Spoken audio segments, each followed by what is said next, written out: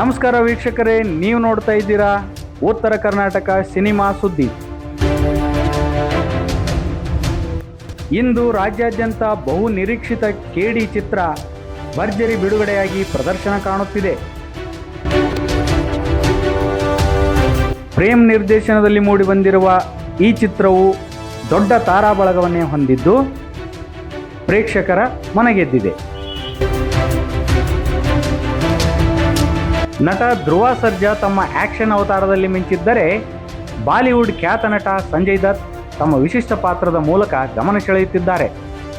ಜೊತೆಗೆ ಹಿರಿಯ ನಟ ರಮೇಶ್ ಅರವಿಂದ್, ಕ್ರೇಜಿ ಸ್ಟಾರ್ ರವಿಚಂದ್ರನ್ ಹಾಗೂ ಶಿಲ್ಪಾ ಶೆಟ್ಟಿ ಅವರ ಪಾತ್ರಗಳು ಚಿತ್ರಕ್ಕೆ ಮತ್ತಷ್ಟು ಬಲ ತುಂಬಿವೆ. ವಿಶೇಷ ಪಾತ್ರದಲ್ಲಿ ನಟ ಕಿಚ್ಚ ಸುದೀಪ್ ಅವರು ಕಾಣ್ತಾರೆ.